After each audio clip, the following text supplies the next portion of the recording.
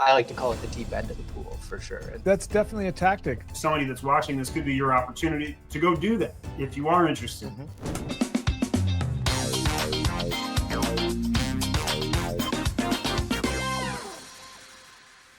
In 2024, Amazon attracted over 900,000 new sellers globally, with a third joining the US marketplace.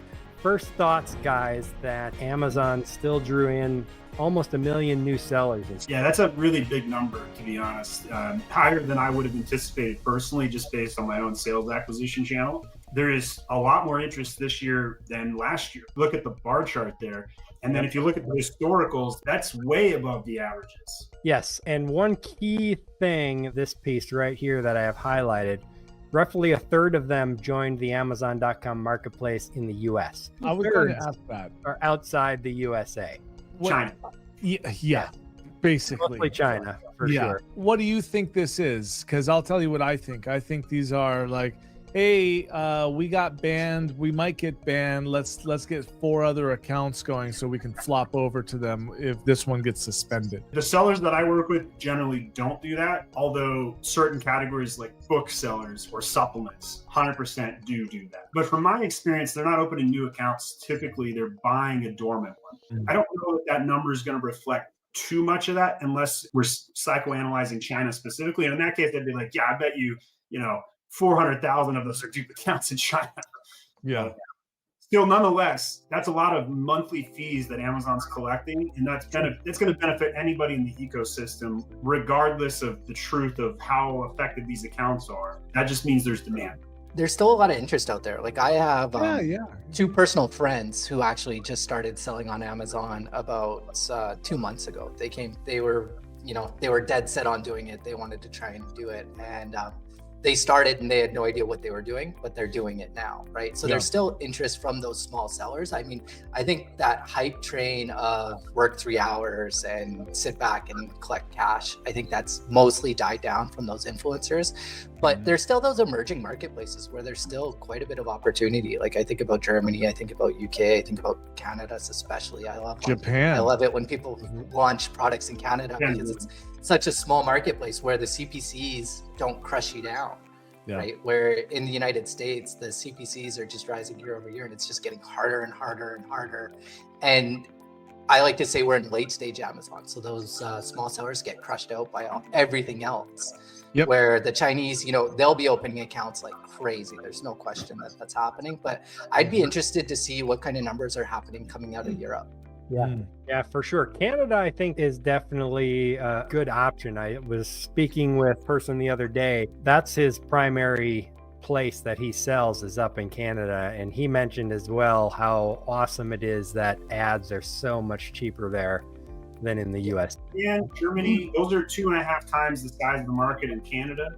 Very sizable marketplaces. We did see a surge in interest in Japan this past year. Much more difficult to make that language barrier. And then you got the geopolitics and the taxes and that and everything else that goes on and going to these foreign countries. And I would say 91% of my customers who are primarily US-based sellers do not sell in a second country and have no interest to do so, which could be somebody that's watching this could be your opportunity to go do that if you are interested. But most people that do it regret it, back out of it. It's just a lot of things. Yeah. I sold in the UK pre-Brexit, and it was easy then though, right? Like at that time, Amazon had reached out to me and they said, hey, we'll create a VAT for you if you sell in the US. We're like, yeah, cool, let's do it. And we just sent inventory into the UK and it went all over Europe. Post-Brexit though, it's horrible. You have to have a VAT in every country. And you don't necessarily need to hold inventory in every country, but I learned recently from Yana from YLT Translations that if you are holding inventory in Germany, a lot of other countries, they buy from Germany and then Germany ships out to those other countries that doesn't have Amazon, which is why it's such a large Amazon community. It's not just the Germans that are buying Amazon Germany. But if you don't have 30 to 50K, don't bother starting a private label on Amazon, right? And I would say probably if you don't have even more than that, don't bother going into another country. Agreed. Yeah, because you're gonna have to pay a company. Like, I wouldn't bother doing it all yourself unless you're a glutton for punishment and reading international laws, you know? Yeah. When I was a seller, I would launch all my products in Canada first. And I found it was much easier in terms of review generation. And so then I would, scale up to about 100, 150 reviews. And then I would consider migrating them over into the US, where the chance of failure is just so much higher, right? Yep. Like it's, I like to call it the deep end of the pool for sure. And so like starting in those non-competitive markets was the key to success for me when I was back, but that was a long time. That was 2018. Yeah, what's interesting is that is a tactic. That's definitely a tactic. Like, if you can't afford to go after your primary keywords, start with long tail keywords that have less traffic, get that revenue generation, and then move into those other ones. That's kind of like what that would be. Any sales are good sales. And would you rather pay more or less for a sale? Yeah. Most sellers are sub $1 million in sales. So they're going to go put the little extra work, put together those extra PPC campaigns for long tail keywords, show up in the Canadian market before the US because it's harder, but it's cheaper. Right? Those are the things that people are going to do because they got tenacity and grit straight into the veins. And so that's respectable.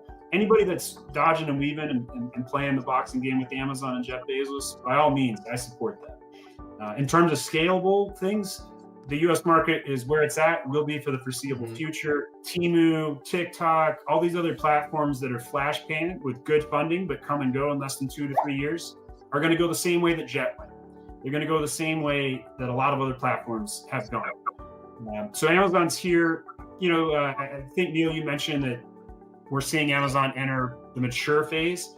I think we're still at the top of the peak for a couple more years before we're in late stage. But I do see the turning point. I see the inflection point. But Amazon is still growing. And until Amazon peaks on its growth, I don't think we're late stage.